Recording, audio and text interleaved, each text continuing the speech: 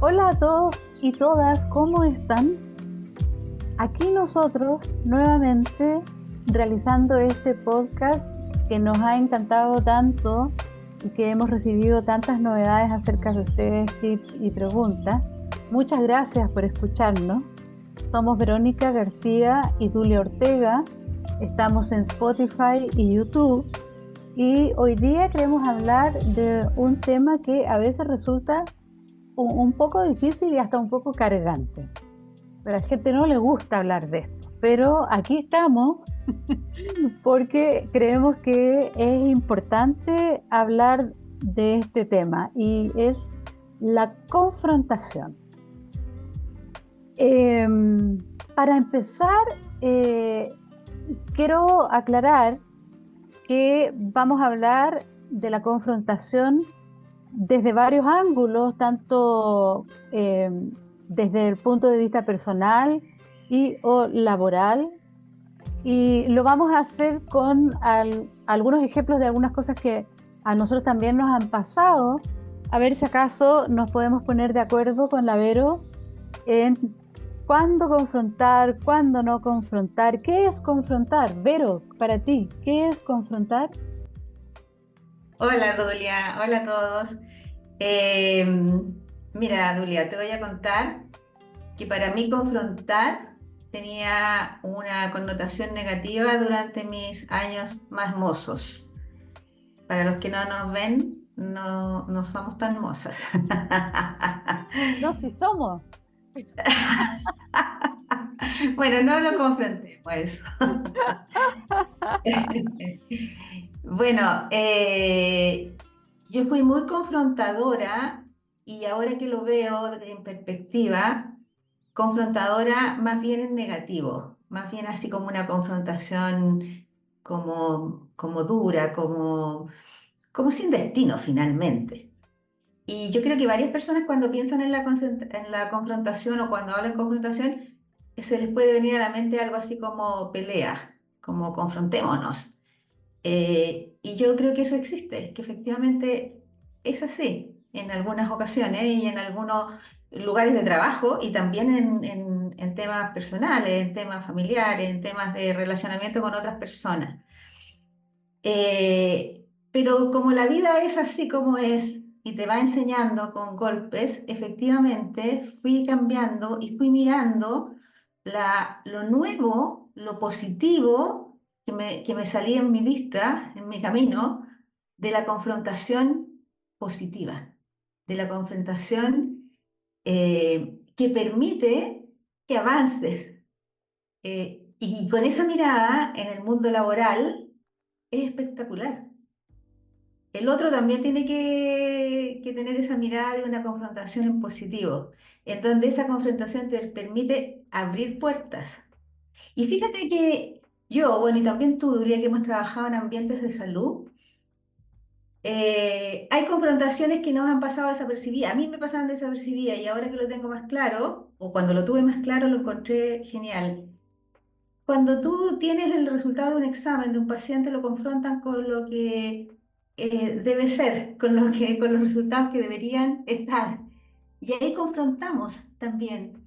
Entonces, el mundo de la salud confronta muchas veces, o yo diría siempre, los estados de un paciente con lo que debiera ser lo normal. Entonces ahí ya hay una confrontación que no es tan típica, que no es verbal, que no es de yo te digo una cosa y tú me dices otra, y para más remate yo te digo algo que es negativo y tú me lo devuelves más negativo a mí. Esa era una confrontación que yo tenía en mente en ciertos años de mi vida. Bueno, como la vida es muy inteligente, te va cambiando y te va abriendo puertas. Y hoy para mí la confrontación es una tremenda ventana que se te abre para poder conversar cosas que yo pienso de una manera y tú piensas de otra. Entonces, una buena confrontación para mí, en este instante, es una apertura maravillosa, es abrir la mente. Hay ciertas cosas que tienen que ver con esta mente más positiva y más abierta y que tiene que ver con una buena confrontación. Y para mí hay algunas cosas así que son fundamentales. Por ejemplo, ser claro en lo que estoy diciendo y no me vaya en ambigüedad y diga un montón de cosas, la otra persona no me entiende nada, y entre que no, prefiero no confrontar una cosa así, o nos vamos para otro lado y perdemos el destino. Y lo otro que, que me pasa, y aún me pasa, lamentablemente, es que de pronto no soy tan concreta, no soy tan concisa, no soy así como a esto es lo que vine. Y eso también es un valor en una confrontación positiva. O sea, se clara, se concreta, no te vayáis por las ramas, ¿te fijas, eh? Y lo otro, Julia, yo soy buena para reírme y creo que eso me ayuda en las confrontaciones. Es, ver- O de sonreír, ¿te fijas? es Me verdad. sale solo. Pero no siempre soy amable o cortés, como se dice. Entonces, porque yo puedo sonreír y decir una pesadez. Pero yo creo que también el ser amable es parte de una buena confrontación. Y amable tiene tanta apertura, pues Julia, te dejo hablar, te escucho, estoy pendiente de lo que me dice, llego preparada Sí. a la confrontación. Pero, ¿y cuándo crees tú que es necesario confrontar? ¿En qué circunstancias? Yo creo que hay confrontaciones que se dan en forma espontánea y que tú no la estás pensando, y hay otras confrontaciones que son propias de una situación de trabajo especialmente. También hay temas más personales, obviamente, pero en una relación de trabajo y de trabajo individual con otra persona o de trabajo en equipo, la confrontación es necesaria para el avance interno de la organización. Entonces, si llegamos a una confrontación, le quitamos este sesgo de confrontación, vamos a irnos a pelear, no, es una mirada positiva.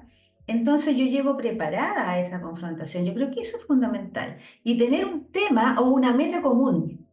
Mira, esto es lo que queremos lograr en las empresas. Claro, porque lo que pasa algunas veces en los equipos de trabajo es que hay alguien o más de alguien que está, como se dice súper vulgarmente, atornillando al revés con esto de que no estoy, no llego, no hago la tarea, lo que hemos hablado en todas estas sesiones anteriores de la puntualidad, etcétera, etcétera. Entonces, el equipo no llega porque la energía baja cuando las personas empiezan a incumplir o considerarse que no tienen tiempo y que porque yo y no tú, empieza toda esa cuestión. Entonces, eh, ahí es muy necesario confrontar, porque si no lo haces, lo que empieza a ocurrir es bien terrible para todos y que empiezan las reuniones, así como yo les llamo las reuniones B larga, que la gente empieza a hablar mal de las personas. No, no va a llegar. No, ¿tú crees que lo va a hacer? No, va a mostrar tres cositas y ya, y eso ya se sabe, ya no va a hacer un aporte, etcétera. Entonces, en el fondo, ahí esa dinámica también es negativa porque nadie lo confronta. Ajá. Entonces, Sí. nadie lo confronta significa que sigue el círculo vicioso, entonces no se encuentra el avance del equipo. Esto puede ocurrir en reuniones, en proyectos, en un montón de cosas que uno se puede imaginar, en equipos grandes, chiquititos, de todo. Entonces, al final de cuentas, en una de las buenas definiciones de confrontación alude a que es la conciencia del sistema, Mm. porque en el fondo es como pararte con los dos pies sobre la tierra y decir, en este sistema, ¿qué es lo que está pasando? Que llevo cuatro reuniones y todavía no tengo una carta Gantt cumplida. ¿Qué es lo que te pasa? Y entonces, a los responsables de hacer eso, si no se confrontan, las personas creen que pueden seguir así, o bien se empiezan a hacer las subreuniones sin ellos para bypasearlos. Entonces la gente dice, no, no es necesario confrontar, porque de todas maneras lo arreglamos entre todos. Y esa cuestión no es verdad, solamente se pierde No, es verdad. energía, se produce desgaste, hay disgusto y no hay paridad. O sea, se producen todas las cosas negativas que hemos conversado hartas veces en estos podcasts. Entonces, ahí es bueno hacer lo que tú dices. Y es bueno hacerlo con pocas palabras, conciso, etcétera. A algunos nos cuesta un poco más las pocas palabras, a otros no. Este, y como dices tú, yo de repente me sigo equivocando, yo también. O sea, muchas veces se me ha salido nomás desde la punta de la lengua y no ha salido bien, porque es el momento de la impaciencia. Ah, el momento en que se te olvida respirar profundo antes entonces, Es verdad. claro, pero en el fondo, en este paso, digamos, desde la intuición al aprendizaje, etcétera, etcétera. Y, por ejemplo, a mí me hizo muy bien el curso de coaching porque llevé a una parte donde se ven resultados, algo que yo tenía en la guata. Entonces, Mm, al sí. final, claro, cuando lo tienes en la guata, súper bien. Pero si uno no sabe concretamente lo que va a decir, es como difícil que salga bien porque son momentos en que las personas quedan translúcidas con sus cualidades y defectos. Entonces esa cuestión es algo que no hace que ocurra de la forma virtuosa que queremos que ocurra para que el equipo avance. Entonces, ahora hay otra pregunta, Ibero, que llega rápidamente y se para delante de nosotros y el monstruito que nos habla. ¿Cuándo no confrontar? ¿Cuándo no vale la pena confrontar? Bueno, yo pienso que no vale la pena confrontar cuando la confrontación a todas luces va a ser una cuestión negativísima. Que, bueno, a no ser, hay excepciones, pero que en el fondo no van a traer resultados. Si estoy pensando en mi vida personal, en las relaciones individuales, personales y también en las relaciones y en la lógica de un trabajo, de un ambiente de trabajo. Eh, yo creo que con esta mirada de confrontar, que nosotros lo estamos poniendo bien en positivo, pero hay muchas personas que lo ven en negativo. Entonces, cuando yo veo que esa persona viene con esa mirada de confrontación en negativo y lo que hace es, no sé, plantear algo por competencia, porque tú no sabes, porque ya te empieza a descalificar de entrada, entonces, de verdad, es que yo creo que no es posible confrontar. No es sano confrontar. No vas a llegar a nada. No tienes un tema común. Yo creo que el confrontamiento negativo se da cuando no estamos entendiendo para dónde vamos juntos. ¿Cuál es la meta de esta empresa? ¿Cuál es la meta de este equipo de trabajo? ¿Cuál es la misión? Entonces, para confrontar en positivo y para llegar con resultados buenos y para ser un equipo de trabajo sólido, entonces la confrontación tiene que tener esa mirada. Entonces, si todo se vuelve al revés, Julia, si no estamos entendiendo nada, es una confrontación casi como una pelea eh, que no lleva a ningún puerto, no llega a ningún Claro, lugar. exacto. Y yo ahora, por ejemplo, pienso en las personas que nos van a escuchar y dirán, bueno, pero ¿qué hacemos si, si no vamos a llegar a ninguna parte? Sí, Hagamos mira, algo. pero para transformar en una confrontación negativa, porque yo evidentemente que me puedo enojar y ya no acepto cierto tipo de, ni de actitudes, ni de formas de ser, ni de, no sé, por no llegar con las cosas listas, qué sé yo. Pero yo creo que hay ciertas cosas que uno tiene que manejar y sobre todo si es el líder, ¿ah? Pero también el resto de los participantes. Y hay cuestiones así como, no supongas. Somos buenos para suponer, pues, Dúlega. Yo ya voy con Claro, mi reseteo con mi mente pensando, ah, no, si este gallo, esta galla no va a resultar. No, si yo me llevo mal con esta persona, por lo tanto no voy a hacer o no voy a estar con la idea que está dando, ¿te fijas? Entonces, el suponer previamente y no abrir tu mente para escuchar realmente con objetividad, para mí es un tema así como importante para confrontar en positivo y para que la confrontación llegue a algo, porque si no la confrontación no va a llegar a nada y vamos a terminar todos peleados. Entonces, claro. Empujando un posición, poquito las cosas, muchas veces las, las metas no se cumplen y no se avanza porque las personas muestran unas características, personalidades que son disruptivas, conflictivas, etcétera, etcétera. Y entonces esas son las personas que la gente elige no confrontar, porque para no pasar malos ratos. El problema de eso es que el equipo no avanza. Si es así, entonces se va y pasea, el equipo no avanza porque que es como una especie de barrera, una distancia que hace que el equipo no avance y entonces se pone a pensar, sí, pero en realidad sí necesita el trabajo, y entonces pidámosle otra cosa, etcétera. Y empezamos a inventar cosas que no van a llevar a ninguna parte productiva, por lo menos es lo que pienso yo. Entonces, a lo mejor las personas que se toman el liderazgo, como dices tú, no tiene que ser necesariamente el líder del equipo, sino cualquier persona que crea que lo puede hacer.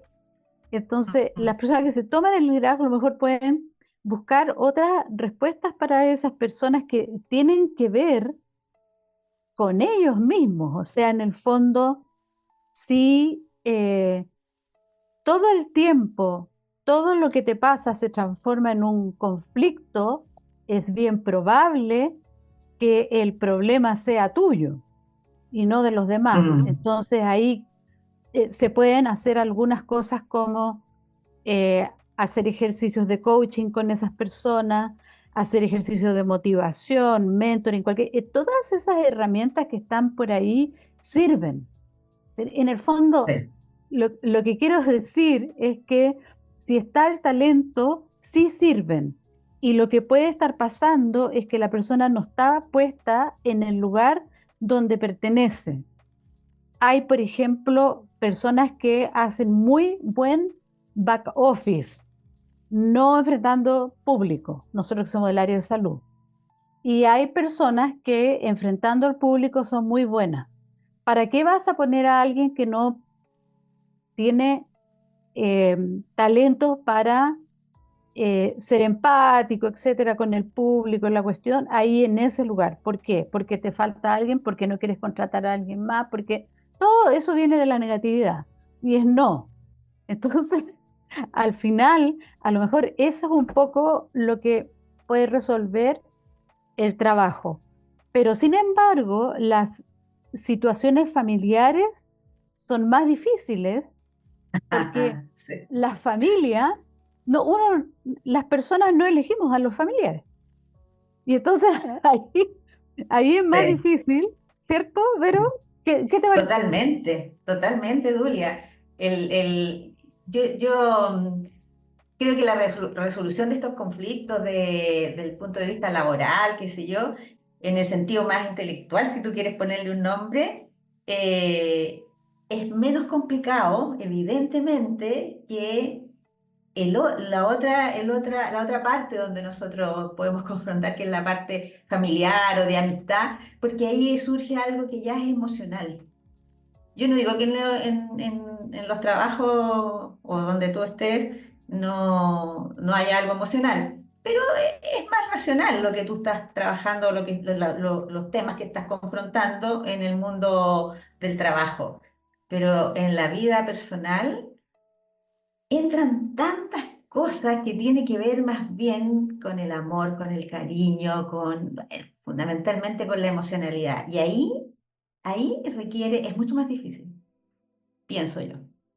Y ahí requiere, no sé, Dulia, yo creo que requiere primero que nada sinceridad. Segundo, yo creo que un poco de humildad también. Que cuando lo estoy hablando, yo creo que en los dos aspectos, tanto en lo laboral como en lo personal, pero en lo familiar, en la amistad, en lo que me une desde otra manera, yo creo que eso y la sinceridad son los puntos, o para mí son los tres puntos importantes en este Mm, confrontamiento que no es de trabajo. No sé, estoy sí, emocionalmente comprometida, entonces si soy sincero, si tengo el cariño y además tengo esa humildad para ponerme en una posición en que soy de igual a igual, o por último quiero escuchar al otro, y yo creo que ahí resulta. Mm, sí. ¿Qué Eh, pensáis tú?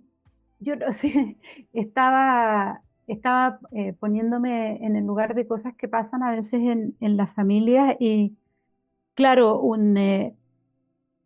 lo bueno es que nos conocemos, entonces sabemos perfectamente para dónde ir y para dónde no ir. Y entonces yo Mm. creo que en la familia sí hay más ejemplos de situaciones en que es mejor no confrontar, sino eh, tratar de que esa persona se pueda integrar de otra forma.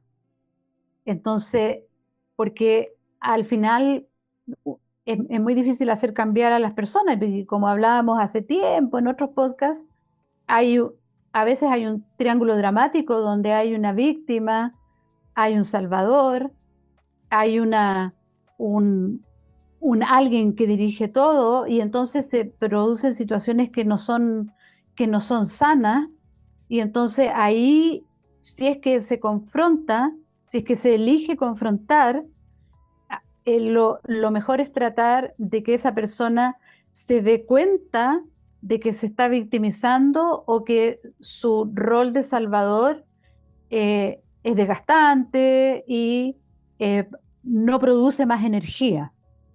Por ahí yo creo que podría ir la cosa. Y Mm. la Vero me está haciendo seña que estamos terminando. Eh, Berito, antes de terminar, quiero dar un tip porque siempre me preguntan lo mismo después de decir, pero ¿qué hago? Bueno, nosotros no somos personas que damos consejos, y sin embargo, lo que quiero decir es que lo que yo he visto y también en la experiencia que lo he tratado de practicar, cuando me acuerdo, es empezar una confrontación con una pregunta, porque eso inmediatamente te ponen en la situación de par. Si bien Mm. una pregunta así como, eh, ¿cómo has estado últimamente? Ahora, si la persona te da un discurso, hay que pararlo, porque no va para allá la cosa. Pero si te dice, uy, tenía un poco de dificultades en esto y lo otro, ya, bueno, teniendo en cuenta eso, mira, conversemos de esto, ¿qué te parece? Pues, etcétera, etcétera. Porque si uno llega y dice, mira, quiero hablar contigo, te quiero decir esto y lo otro, tú no estás tomando en cuenta a la otra persona. Solamente estás dando tu discurso. Sí. Y eso, chiquillos, es desde arriba. Es no poniéndose en el lugar a las personas y es no siendo pares de las personas y es una situación que no queremos repetir porque todos tenemos que tener una mirada horizontal para poder entender lo que pasa con una persona. Julia, totalmente de acuerdo, llegando aquí al final de nuestro podcast del día de hoy. Eh, y eso de la pregunta de cómo partir me pareció súper bien. Le agregaría en qué te puedo ayudar, que también abre puertas. Eh, Así que, bien, pues, hemos terminado esta confrontación que la estamos compartiendo con nuestra audiencia. Y para terminar, una frasecita de término. De pronto hay que tener el TTC, que es el tino, tacto y criterio. De Tino repente, tacto, tino, tacto y criterio. TTC, claro. un poquito de TTC. Gracias por escucharnos, que estén muy Gracias por bien. el Nos consejo, vemos. Vero. Gracias, chiquillos. Nos vemos la próxima semana. Escríbanos, escúchenos. Likes. Queremos likes. Chao.